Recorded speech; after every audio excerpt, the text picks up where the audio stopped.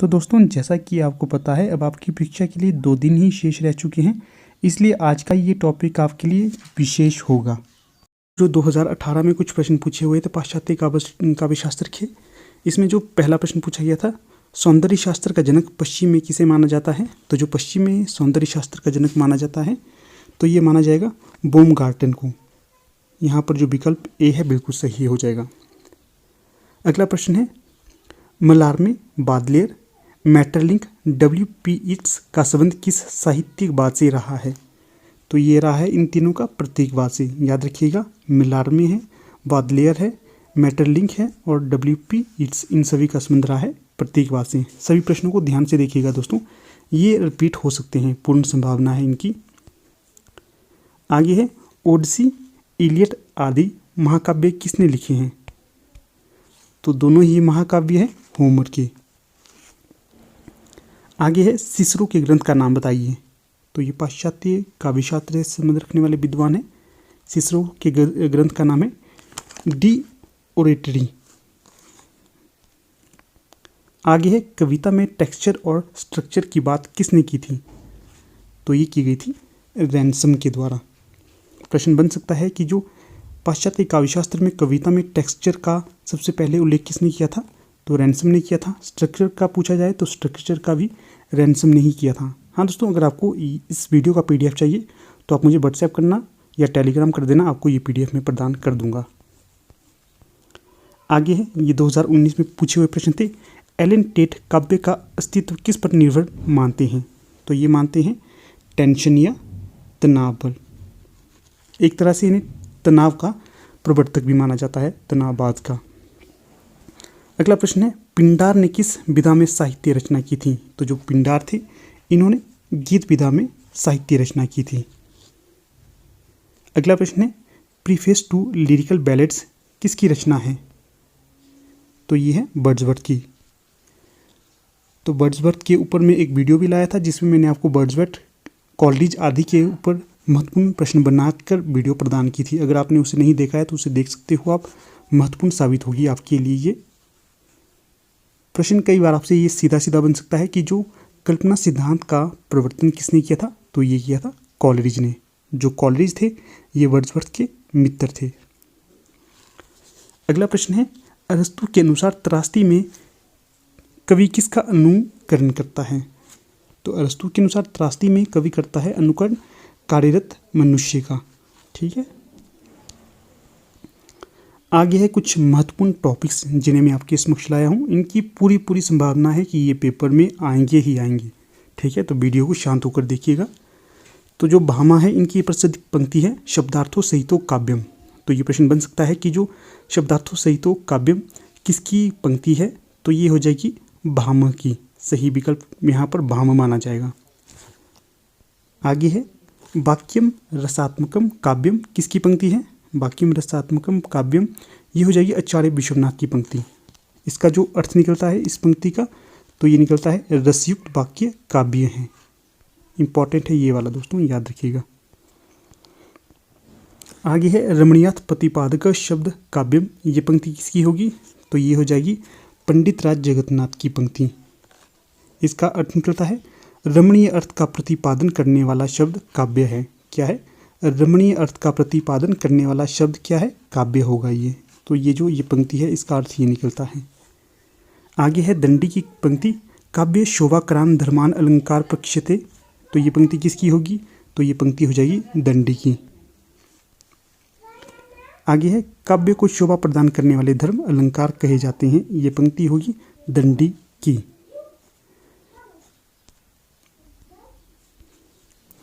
आगे है यहाँ पर रीतिरात्मा काव्यस्य, ये पंक्ति किसकी होगी?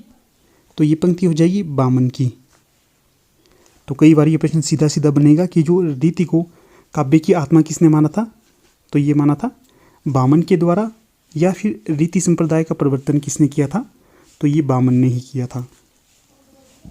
आगे है, काव्यस्य आत्मा ध्वनि, ध्वनि को काव्य की आत्मा किसने माना है? तो ये माना था आनंद वर्धन जी के द्वारा। ये ध्वनि संप्रदाय के प्रवर्तक माने जाते हैं, इसका भी आपने ध्यान रखना है।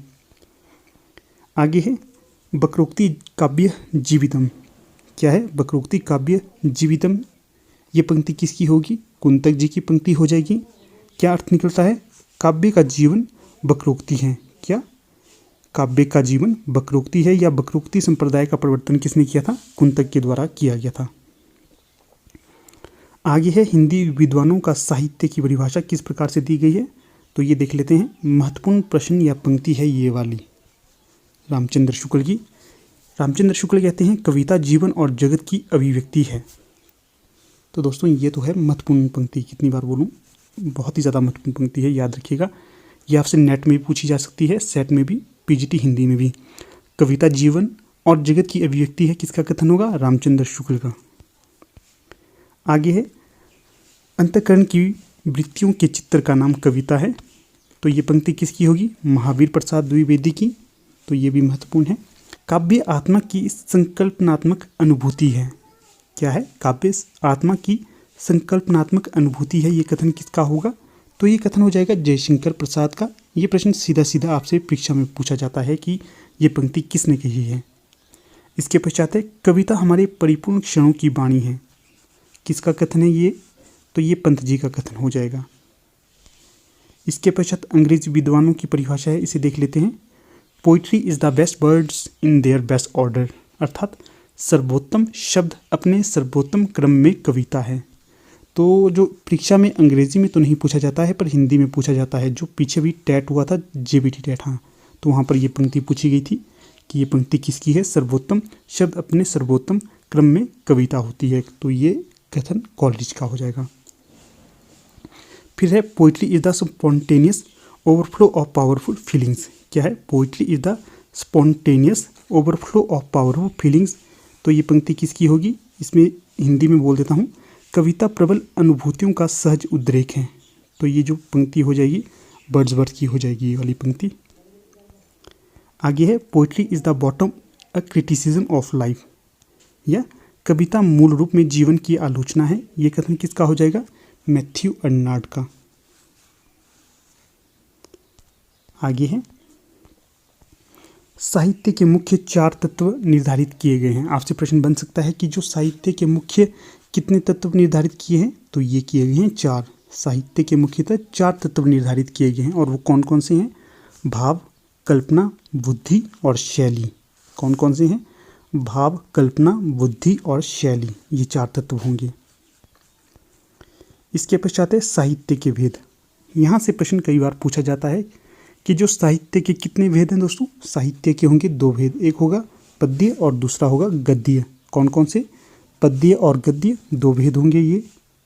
इसके पश्चात है जो कई बार ये भी पूछा जाता है कि पद्य में कौन कौन सी विधाएं आती हैं, तो पद्य में आते हैं महाकाव्य, खंड काव्य, गीत काव्य, कविता या पद। क्या क्या आएंगे? महाकाव्य आएंगे पद्य में, खंड काव्य आएंगे, गीत आएंगे, कविता आएगी या पद आएंगे, ठीक है ना, ये पद्य में आएंगे। फिर गद्य में पूछा जाता है कि गद्य में कौन कौन सी विधा आती हैं, तो ये होते हैं उपन्यास, कहानी, नाटक, निबंध, आलोचना, जीवनी, संस्मरण, साक्षात्कार या रिपोर्टाज आदि। एक बार इसका आप स्क्रीनशॉट लीजिएगा पूरे का, जब भी टाइम लगे तो इसको एक बार ध्यान से देख लेना, यहाँ से भी प्रश्न बनता है। आगे है कुछ संस्कृत के आचार्य जिनसे आपसे प्रश्न बन सकता है, तो चलिए देख लेते हैं इन्हें।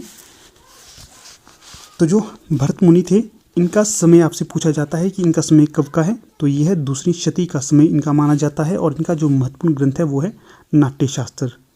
नाट्यशास्त्र भरत मुनि का है। फिर होंगे भामा, इनका समय है 6ठी शताब्दी और इनका प्रमुख ग्रंथ है काव्यालंकार। फिर होंगे दंडी, इनका समय है 7वीं शती और इनका ग्रंथ होगा काव्य आदर्श। फिर है उद्भट, इनका समय है 8वीं शती और इनका जो ग्रंथ है काव्यालंकार सार संग्रह, ये इनका ग्रंथ हो जाएगा। फिर है बामन, इनका समय है 8वीं शती और इनका जो प्रमुख ग्रंथ है काव्यालंकार सूत्र, ये इनका प्रमुख ग्रंथ हो जाएगा। फिर हम होंगे रुद्रट, इनका समय है 9वीं शती और इनका प्रमुख ग्रंथ है काव्य अलंकार। यहाँ पर जो भामा और रुद्रट है, इनके ग्रंथों का नाम एक ही है, काव्य अलंकार। आगे हैं आनंद वर्धन, इनका जो समय होगा 9वीं शती होगा और इनका जो प्रमुख ग्रंथ होगा ध्वनियालोक होगा। ये आप इस तरह से आइडिया लगा सकते हैं कि आनंद वर्धन ध्वनि संप्रदाय के प्रवर्तक थे और इनका ग्रंथ का शुरुआत भी ध्वनि से होता है। फिर है राजशेखर, इनका समय है 10वीं शती और इनके ग्रंथ का नाम है काव्य मीमांसा। फिर होंगे भट्टतौत, इनका समय है 10वीं शती और इनके जो काव्य का नाम है काव्य कौतुंब। महत्वपूर्ण है, यहाँ से प्रश्न बन सकता है। तो दोस्तों जितनी भी यहाँ पर रचनाएं, समय या रचनाकार का नाम बता रहा हूँ, ध्यान से सुनिएगा, यहाँ से प्रश्न अवश्य रिपीट होगा। अगला प्रश्न है अभिनवगुप्त, तो इनका समय है 10वीं शती और इनका ग्रंथ है तंत्रालोक। जो अभिनवगुप्त थे ये ध्वनि संप्रदाय से संबंधित आचार्य माने जाते हैं। फिर है कुंतक, इनका समय है 10वीं शती और इनके ग्रंथ का नाम है वक्रोक्ति जीवितम। आगे हैं धनंजय, इनका समय है 10वीं शती और इनके ग्रंथ का नाम है दशरूपक। फिर हैं महिम भट्ट, इनका समय है 11वीं शती और इनके ग्रंथ का नाम है व्यक्ति विवेक। आगे हैं भोजराज, इनका समय है 11वीं शती और इनके जो प्रमुख ग्रंथ हैं वे हैं सरस्वती कंठाभरण, फिर है श्रृंगार प्रकाश। भोजराज के 2 ग्रंथ हैं, सरस्वती कंठाभरण और श्रृंगार प्रकाश, और इनका समय 11वीं शती है। फिर हैं क्षेमेंद्र, इनका समय है 11वीं शती, कवि कंठाभरण इनका प्रमुख ग्रंथ है। फिर है मम्मट, इनका समय 11वीं शती है और जो काव्य प्रकाश है ये इनका प्रमुख ग्रंथ माना जाता है। आगे है यहाँ पर रुय्यक, इनका समय है 12वीं शती और अलंकार सर्वस्व इनका प्रमुख ग्रंथ है। फिर है शोभाकार मित्र, इनका समय है 12वीं शती और अलंकार रत्नाकर इनका प्रमुख ग्रंथ है। फिर है बाघभट्ट प्रथम, इनका समय है 12वीं शती और बाघभट्ट अलंकार ये इनका प्रमुख ग्रंथ है। फिर है हेमचंद्र, इंपॉर्टेंट है ये वाला ध्यान रखना, हेमचंद्र का समय है 12वीं शती और काव्यानुशासन इनका ग्रंथ होगा। आगे है रामचंद्र गुणचंद्र, इनका समय माना जाता है 12वीं शती और नाट्य दर्पण इनका प्रमुख ग्रंथ है। फिर होंगे शारदा तनय, इनका समय है 13वीं शती और भाप प्रकाशन इनका ग्रंथ होगा। फिर हैं जयदेव, इनका समय है 13वीं शती और चंद्रालोक इनका प्रमुख ग्रंथ है, ये भी इंपॉर्टेंट हो जाएंगे। आगे हैं विश्वनाथ, इनका समय है 14वीं शती और साहित्य दर्पण इनका प्रमुख ग्रंथ है, इंपॉर्टेंट होंगे ये भी। फिर है विद्याधर, इनका समय है 14वीं शती और एकावली इनकी रचना है। आगे हैं विद्यानाथ, इनका समय 14वीं शती है और नाट्य दर्पण इनका ग्रंथ होगा। फिर है भानुदत्त, इनका समय है 14वीं शती और रसमंजरी और रस तरंगिणी ये दोनों ही इनकी रचनाएं होंगी, ये भी इंपॉर्टेंट कवि हैं। आगे है रूप गोस्वामी, इनका समय 16वीं शती होगा, उज्ज्वल नीलमणि नामक इनका प्रमुख ग्रंथ होगा, इंपॉर्टेंट है ये भी। फिर है शेखर केशव मिश्र, इनका समय 16वीं शती होगा, प्रताप रुद्र यशोभूषण इनका ग्रंथ होगा। आगे हैं अपय दीक्षित, 16वीं शती इनका समय है, वृत्ति वार्तिक इनका ग्रंथ होगा। फिर है पंडित राज जगन्नाथ, इनका समय है 17वीं शती और रस गंगाधर इनका प्रमुख ग्रंथ है, ये भी इंपॉर्टेंट है। आगे है विश्वेश्वर पंडित, इनका समय है 18वीं शती, अलंकार कौस्तुभ इनकी रचना होगी। आगे देख लेते हैं, ये हमने देख लिया। फिर है आगे, यहाँ पर धीरे धीरे वीडियो को स्क्रॉल करूँगा, अगर आपको कोई इंपॉर्टेंट लगता है तो उसे भी आप देख सकते हो। मैं अपनी तरफ से जो जो इंपॉर्टेंट मुझे लगता है वो आपको बता दूंगा। आगे है यहाँ पर ग्रंथ नाट्यशास्त्र, जो नाट्यशास्त्र ग्रंथ है ये किसका होगा, तो ये भरतमुनि का ग्रंथ होगा और स्वयं भरतमुनि ने इसे पंचम वेद कहा था। ये प्रश्न बनता है हिंदी साहित्य में, यहाँ पर इंपॉर्टेंट होगा ये, भरतमुनि ने नाट्यशास्त्र को क्या कहा था, तो ये कहा था पंचम वेद, ठीक है ना। ये भी बन सकता है कि जो नाट्यशास्त्र में कुल कितने अध्याय हैं, इसमें कुल अध्यायों की संख्या होगी 36, ठीक है, लगभग 5000 श्लोक इसमें संकलित किए गए हैं।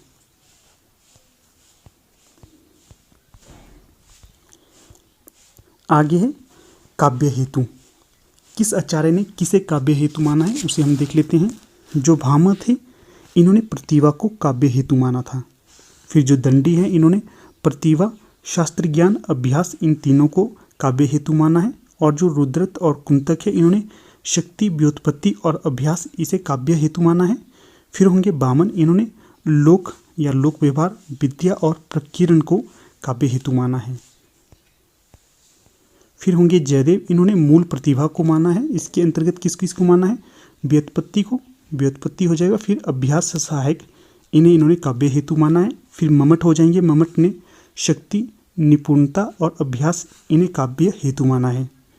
फिर होंगे हेमचंद्र, इन्होंने सिर्फ प्रतिभा को काव्य हेतु माना है।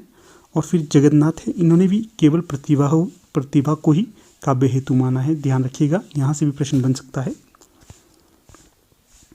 आगे विभिन्न आचार्यों द्वारा प्रतिष्ठित रस कौन कौन से होंगे। तो यहाँ पर जो सबसे पहले रस श्रृंगार रस है, इसे भर्तमुनि द्वारा प्रतिपादित किया था और इसका स्थायी भाव क्या था, रति। फिर जो हास्य रस है, इसका स्थायी भाव होगा हास, और इसे भर्तमुनि द्वारा ही प्रतिष्ठित किया गया था। फिर होंगे रौद्र रस, इसका जो स्थायी भाव होगा क्रोध। फिर है करुण रस, इसका स्थायी भाव होगा शोक। फिर है वीर रस, इसका स्थायी भाव होगा उत्साह। फिर होगा अद्भुत रस, इसका स्थायी भाव क्या होगा, विस्मय। फिर है विभत्स रस, इसका स्थायी भाव होगा जुगुप्सा। फिर होगा भयानक रस, इसका स्थायी भाव होगा भय। इसके पश्चात जो शांत रस है, इसे उद्भट के द्वारा प्रतिपादित किया गया था। फिर जो प्रयाण है, प्रयाण रस, इसको किया था रुद्रट के द्वारा प्रतिपादित। फिर वात्सल्य रस है, इसे किया था विश्वनाथ के द्वारा प्रतिपादित। फिर भक्ति रस है, इसे रूप गोस्वामी के द्वारा प्रतिपादित किया गया था। तो एक बार हम इन्हें फिर से देख लेते हैं। जो शांत रस है, इसका स्थायी भाव होगा निर्वेद, पूछा जाता है ये वाला प्रश्न। फिर जो प्रयाण रस है, इसका जो स्थायी भाव होगा तो ये स्नेह होगा। फिर जो वात्सल्य रस है, इसका स्थायी भाव होगा वात्सलता, इसका स्थायी भाव वात्सल्य का स्थायी भाव हो जाएगा। फिर है भक्ति रस, इसका स्थायी भाव क्या होगा, ईश्वर विषयक रति, ये भक्ति रस का स्थायी भाव हो जाएगा। तो यहाँ पर आपने ध्यान रखना है, एक तो शांत रस है, इसे उद्भट के द्वारा प्रतिपादित किया गया था। फिर प्रयाण रस है, इसे रुद्रट के द्वारा प्रतिपादित किया गया था। वात्सल्य रस है, इसे विश्वनाथ के द्वारा प्रतिपादित किया गया था। और जो रूप गोस्वामी है, इसे रूप गोस्वामी है, इन्होंने भक्ति रस को प्रतिपादित किया था। आगे है अलंकारों की संख्या किस आचार्य ने कितनी मानी है। तो जो भर्तमुनि है, इन्होंने नाट्यशास्त्र में अलंकारों की संख्या मानी है 4। और जो वेद व्यास हैं, इन्होंने अलंकारों की संख्या मानी है 16। और जो भामा है, इन्होंने अलंकार की संख्या मानी है 39। और जो दंडी है, इन्होंने अलंकारों की संख्या मानी है 35। फिर उद्भट है, इन्होंने अलंकारों की संख्या मानी है 40। और जो वामन है, इन्होंने अलंकारों की संख्या मानी है 33। रुद्रट है, इन्होंने मानी है 52। कुंतक इन्होंने 13 मानी है। और जो भोजराज हैं, इन्होंने मानी है 72। और जो ममट हैं, इन्होंने मानी है 67। और जो जयदेव हैं, इन्होंने मानी है 100। फिर है विश्वनाथ, इन्होंने मानी है 88। फिर होंगे अभय दीक्षित, इन्होंने मानी है 124। और फिर जगन्नाथ हैं, इन्होंने मानी है 161। सबसे ज़्यादा जगन्नाथ ने अलंकारों की संख्या मानी है 161। आगे है किस आचार्य ने गुणों की संख्या कितनी मानी है। तो भर्तमुनि है, इन्होंने गुणों की संख्या मानी है 10। इंपॉर्टेंट है, पूछा जा सकता है ये वाला। फिर भामा है, इन्होंने गुणों की संख्या मानी है 3। फिर दंडी होंगे, दंडी ने मानी है 10। फिर वामन है, इन्होंने मानी है 20। फिर होंगे आनंद वर्धन, इन्होंने मानी है 3। फिर हैं भोजराज, इन्होंने मानी है 24। फिर होंगे ममट, इन्होंने मानी है 3। फिर हैं वेद व्यास, इन्होंने मानी है 19। फिर हैं विश्वनाथ, इन्होंने मानी है 3। फिर हैं जगन्नाथ, इन्होंने मानी है 3।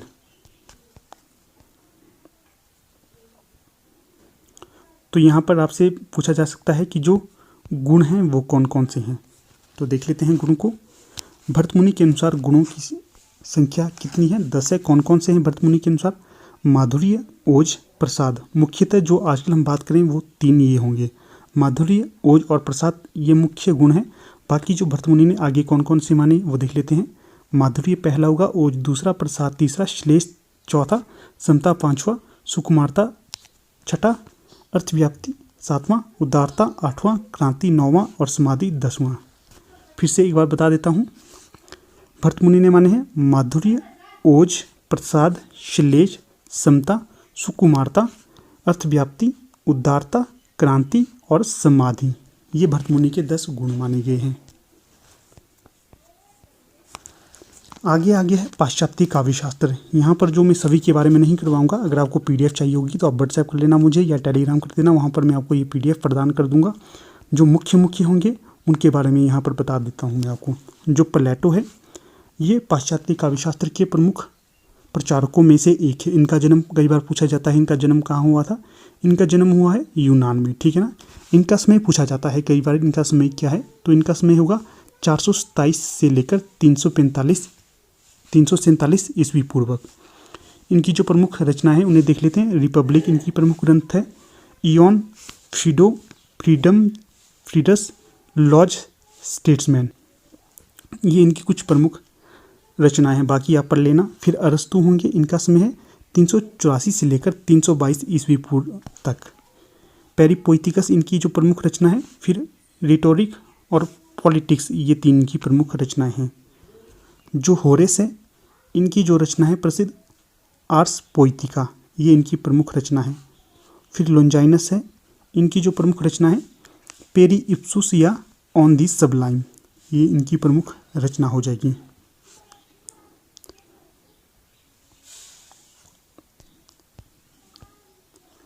आगे देख लेते हैं जो प्रमुख पाश्चात्य काव्यशास्त्र होंगे इनके देख लेते हैं। बाकी आप खुद भी पढ़ सकते हो इसे।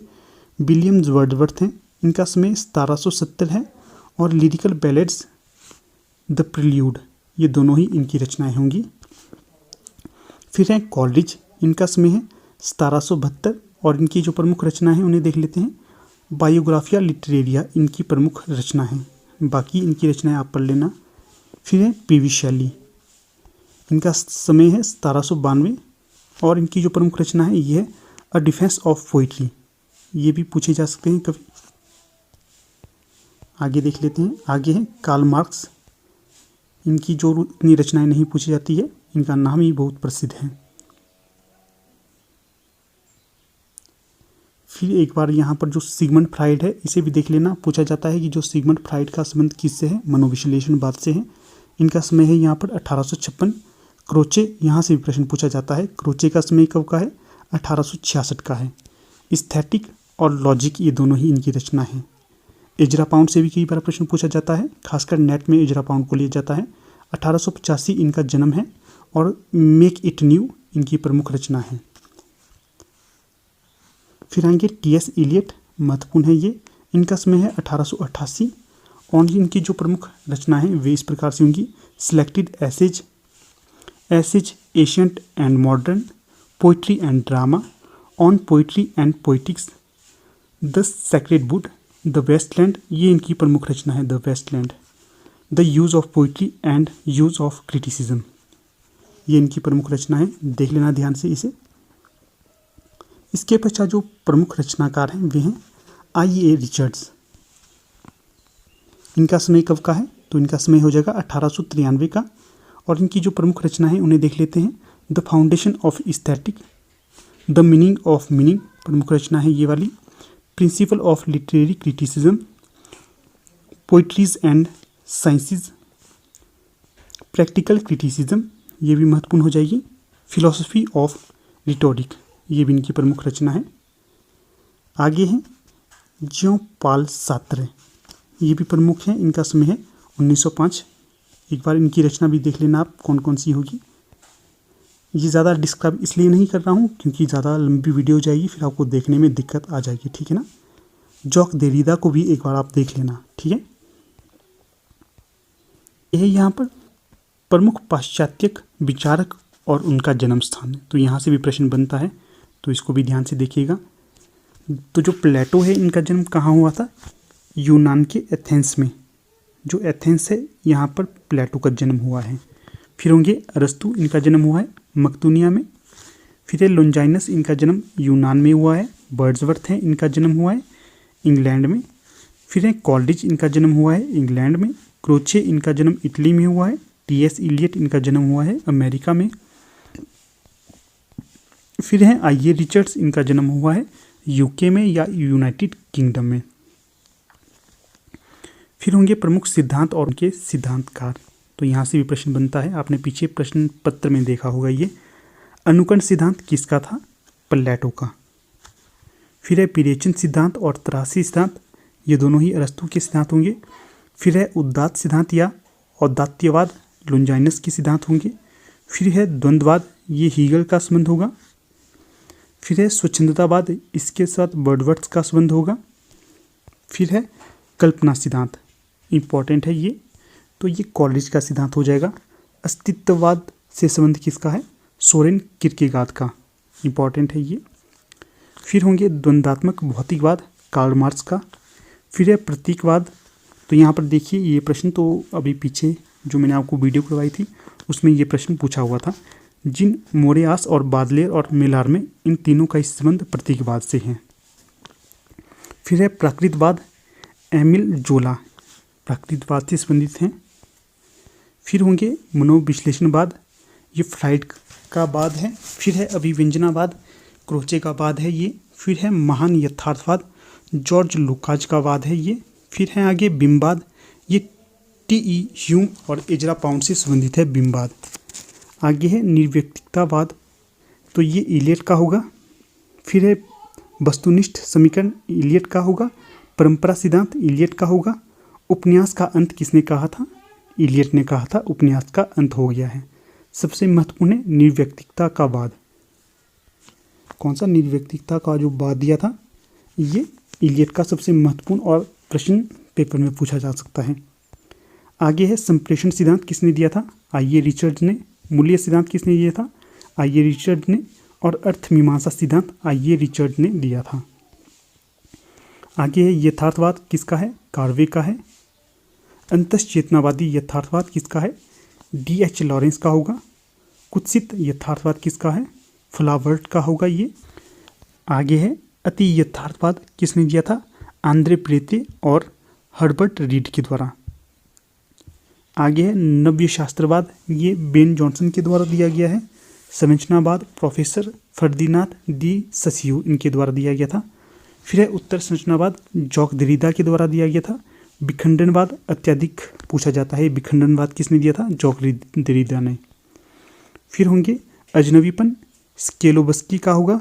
विडंबना और विसंगति अंतर्विरोध, क्लिंट ब्रुक्स का होगा। फिर होगा विरोधाभास, ये होगा आपका रॉबर्ट पेन बारेन का। फिर है साहित्य का समाजशास्त्र, हिप्पोलिट टेन का। फिर है विचारधारा का अंत, डैनियल बेल का होगा ये।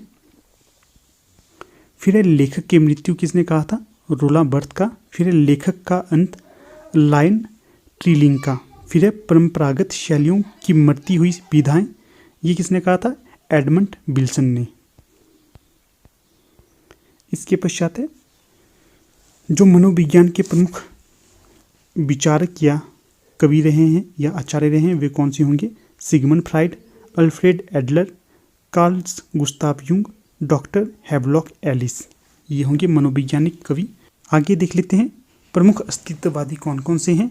तो इनमें है सोरेन किरकेगार्ड, मार्टिन हेडेगर, कार्ल जैस्पर्स, फिर है काफका, फ्रांच, फिर है जियो पॉल सार्त्र, ये प्रमुख रचनाकार अस्तित्ववाद से संबंध रखते थे। आगे है प्लेटो के महत्वपूर्ण कथन, तो इसमें देख लेते हैं कौन कौन सा कथन है। कोई भी कवि जब तक बोध शक्ति को धारण नहीं करता तब तक काव्य के देववाणी तुल्य उपहार का अधिकारी नहीं होता है। क्या कथन है? कोई भी कवि जब तक बोध शक्ति को धारण नहीं करता तब तक काव्य की देववाणी तुल्य उपहार का अधिकारी नहीं होता है, प्लेटो का कथन है। फिर है गुलामी मृत्यु से भी भयावह है, किसने कहा था? तो दोस्तों ये थे भारतीय पाश्चात्य काव्यशास्त्र और पाश्चात्य काव्यशास्त्र के महत्वपूर्ण टॉपिक्स जिन्हें मैंने आज आपके साथ डिस्कस कर लिया है और मुझे पूर्ण आशा है कि आपको ये समझ भी आए होंगे। तो उम्मीद करता हूँ ये आपके लिए लाभदायक होगा और भविष्य में भी आपको ये लाभ प्रदान करेगा, ठीक है ना।